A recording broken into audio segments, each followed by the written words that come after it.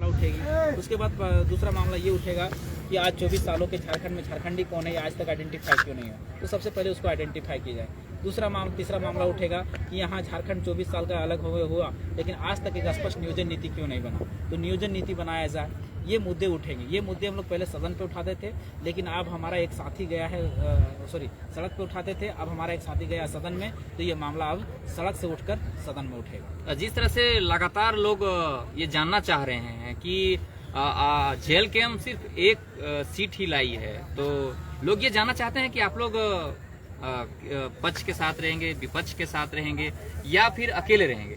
हम लोग अकेले रहेंगे, स्वतंत्र रहेंगे।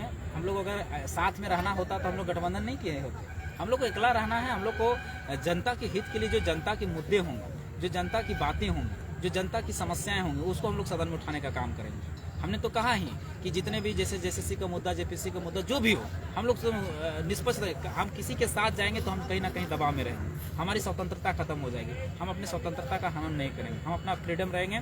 और जनता के मुद्दे हम एक ही हैं, लेकिन 81 पे भारी पड़ेंगे, 81 पे भारी पड़ेंगे। और जो भी समस्या है, क्योंकि हम किसी के ना किसी के साथ जाएंगे तो हम कहीं ना कहीं वहाँ बन जाएंगे, और जो जनता के हित के मुद्दे हैं हम वहाँ उठा नहीं पाएंगे। और जनता हमें इसलिए भेजी है कि हमारे मुद्दे वहाँ पर उठे, हमारे सवाल वहाँ पर किए जाएं। तो सवाल करने वाले हमारे साथी एक ही हैं। अब उनको भी हम अगर जंजीर में बांध दें तो सवाल करेंगे कैसे? पर दो चीज दिख रहा है। पहला तो ये है कि सोशल मीडिया में एक ट्रेंड कर रहा था, एक फोटो वायरल हो रहा था जहाँ पे जयराम जी को शिक्षा मंत्री बता दिया गया था, पहला।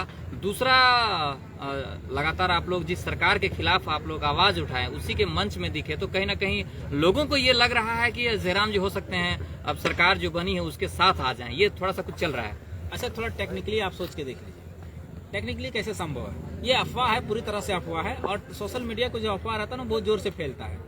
देखिए, टेक्निकली अगर सोच के देखें तो क्या है, 56 सीटें उसको इंडिया गठबंधन को प्राप्त है, तो ऐसे ही उसकी मेजोरिटी वाली सरकार बनती है, तो हम लोग की जरूरत कहाँ है? और दूसरी बात, हमें क्यों बनाएगी? ना हम उसके गठबंधन में शामिल हैं, ना हम इधर से समर्थन दिए हैं, तो क्यों हमें बनाएगी? सिंपल सी बात है, हलवा पूड़ी तो है नहीं। तो सबसे पहले इसको हम सिरे से खारिज करते हैं, ऐसा कुछ नहीं है, केवल अफवाह है।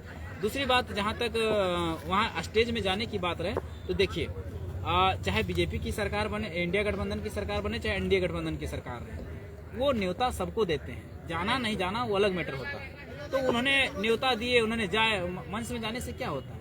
अगर यहाँ बीजेपी की भी सरकार बनती तो वहाँ भी मंच में जा सकते थे, वहाँ पे मंच में भी आमंत्रित करते, तो जाना ना जाना आपके हाथ में, निमंत्रण तो आपको आएगी, क्योंकि आप विधायक है तो आपको निमंत्रण आएगी है। तो वो गए, एक राजनीति से परे हट के वो गए, अपना एक मान मर्यादा जो होता है, राजभवन से उनकी चिट्ठी आई थी तो राजभवन का मर्यादा रखने के लिए गए थे। जिस तरह से आज ही एक खबर आया है मैया सम्मान योजना को लेकर के,